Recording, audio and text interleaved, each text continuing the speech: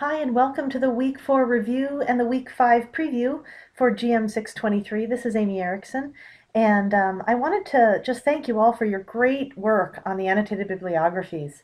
I thought they were fantastic. One error that I did see coming up again and again was improper capitalization in the references, specifically in the titles of the articles. Um, have a look at Chapter 7 in your APA manual or Chapter 22 in your Bedford text. You'll notice that titles are typically the first word in the title is capitalized, and if there's a colon, then the first word after the colon is also capitalized. Proper nouns are also capitalized and names. But other than that, it's usually just the first word of the entire title. So have a look at that, and if you have any questions, please let me know. Week 5, we have the literature matrix to create.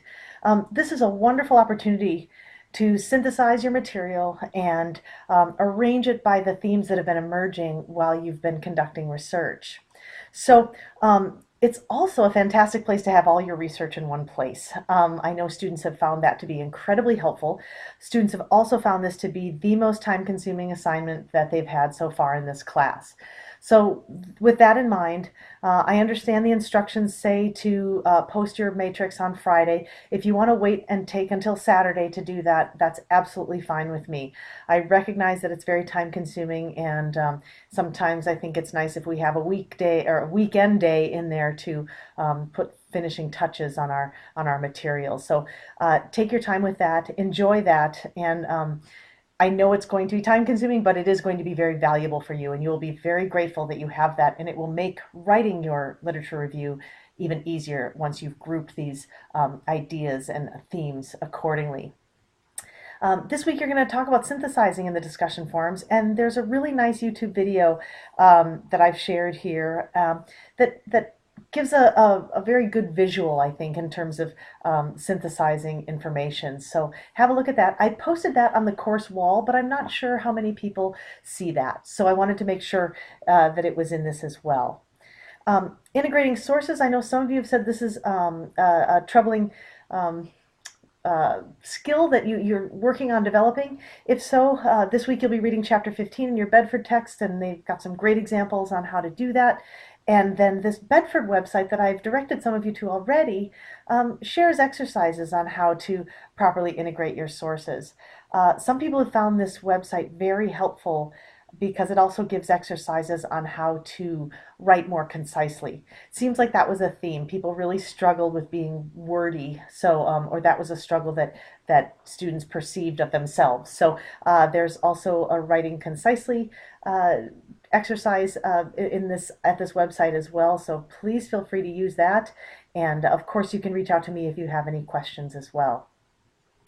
On somewhat of a different yet related note, in that I know a lot of you are interested in human resources, and let's be honest, we're all very interested in work.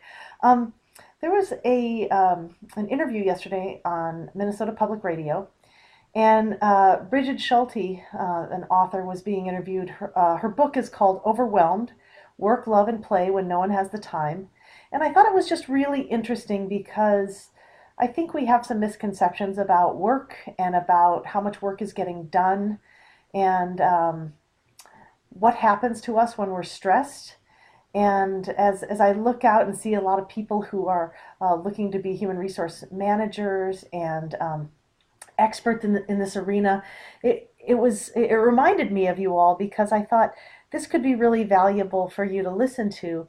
They found that typically the people who came in early and left late were the ones who were the least creative and the least valuable to the company, yet they were rewarded the most simply for being there and doing what they call face time, just being at their desk.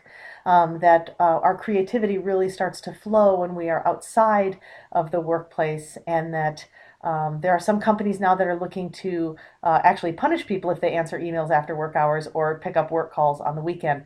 So they're really trying to carve out what is work time and what is leisure time. And so I think you'll find it interesting in that some of the research that's been conducted on leisure, which is very limited from what I understand, it shows that it's critical to our health and well-being. And what the brain does under stress, it has a chemical effect on our bodies and our lives as well. So interesting stuff. It's by no means required. I just thought if you are interested, you could listen to it. If not, no worries.